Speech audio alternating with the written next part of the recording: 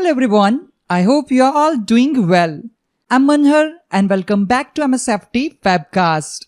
In this video, we are going to learn the steps on how to optimize VHDX files in a Hyper-V. Optimizing VHDX virtual disk files helps reclaim space in a dynamically expanding virtual hard disk. This is achieved using the Optimize VHD commandlet, which utilizes the compact operation to optimize the files. This option reclaims unused blocks and reorganizes them for better efficiency, reducing the overall size of the VHDX file.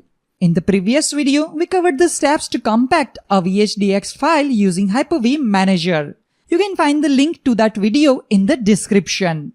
The Optimize VHD operation can only be performed if the virtual hard disk is detached or attached in read-only mode while the virtual machine is running. There are 5 PowerShell options available with the Optimize VHD commandlet. Right-click the Windows Start button and select Terminal Admin to launch the PowerShell with administrative permissions. Type the command optimize-vhd-mode and press the Tab key to see the available modes. This mode performs a comprehensive compact operation by scanning for 0 blocks and reclaim unused space. This option is only allowed when the virtual hard disk is mounted in read-only mode. In quick mode, the virtual hard disk is mounted in read-only mode and reclaims unused blocks without scanning for 0 blocks. This mode functions the same as quick mode but does not require the virtual hard disk to be mounted in read-only mode. This mode also functions like quick mode but does not require the virtual hard disk to be in read-only mode.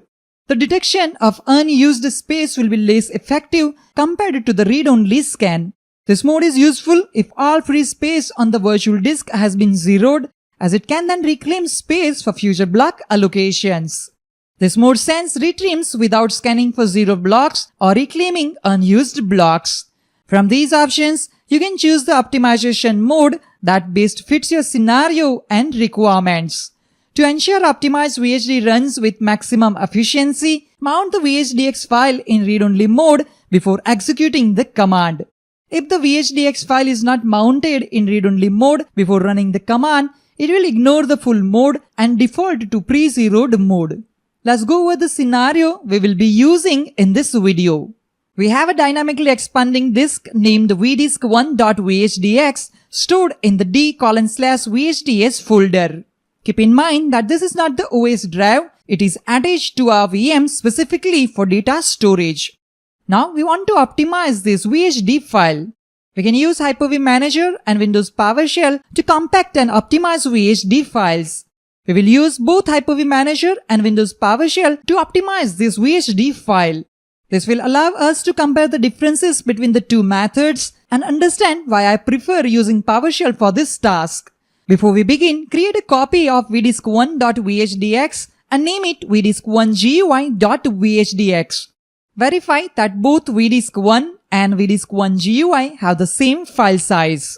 We will compact the vdisk1.GUI vhdx file using Hyper-V Manager and optimize the vdisk1.vhdx file using PowerShell. Open Hyper-V Manager. Click on Edit Disk. Click Next to continue. Click on Browse to select the VHDX file. Click on this PC. Navigate to the D drive and open the VHDS folder. Select vdisk1GUI and click Open. Click Next. Make sure Compact option is selected and click Next. When ready, click on Finish to start the compact process. The process is completed. Go back to File Explorer. Check the current size of the vdisk1GUI.vhdx file.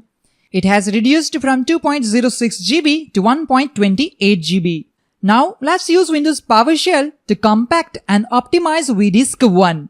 Go back to Windows PowerShell. The compact option simply trims the empty space at the end of the disk. However, if the data is scattered across the disk, there won't be much space to trim. To improve efficiency, you need to defragment the disk so that the data is consolidated at the beginning, allowing more space to be reclaimed.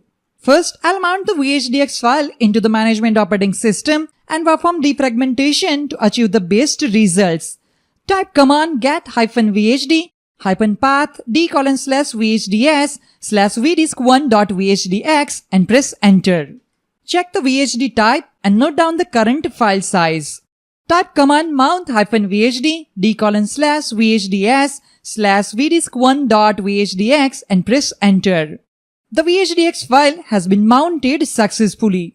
Tap the command get-disk and press enter to view the list of disks connected to the system. We can see that our VHD is mounted as disk 2. Under friendly name, we can verify it is MSFT virtual disk. Now type the command get-partition-disk number 2 and press enter to retrieve the partition information.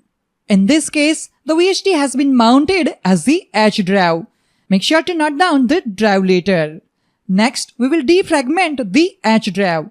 Type command defrag h/h/x. Here H is our drive later.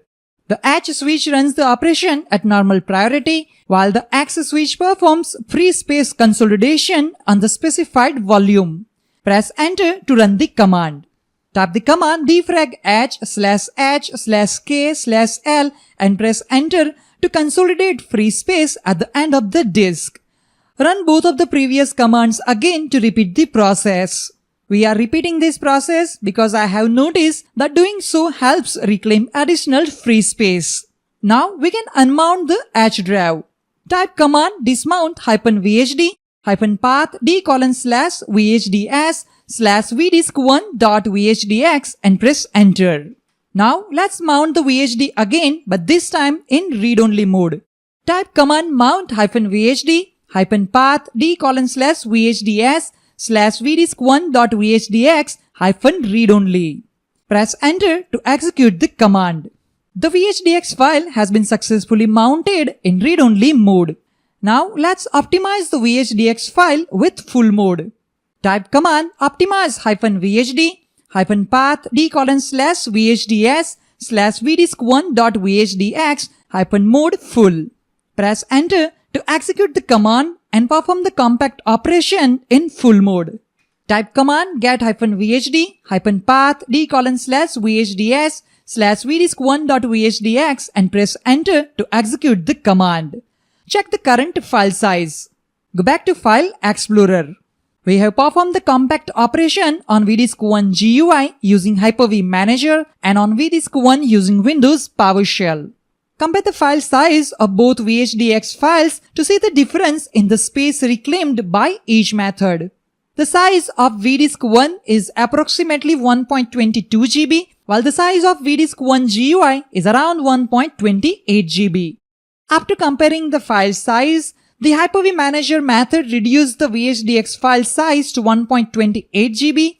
The PowerShell method reduced the size even further to 1.22 GB. This confirms that VHD optimization using PowerShell provides better results by reducing the VHD size more effectively than Hyper-V Manager.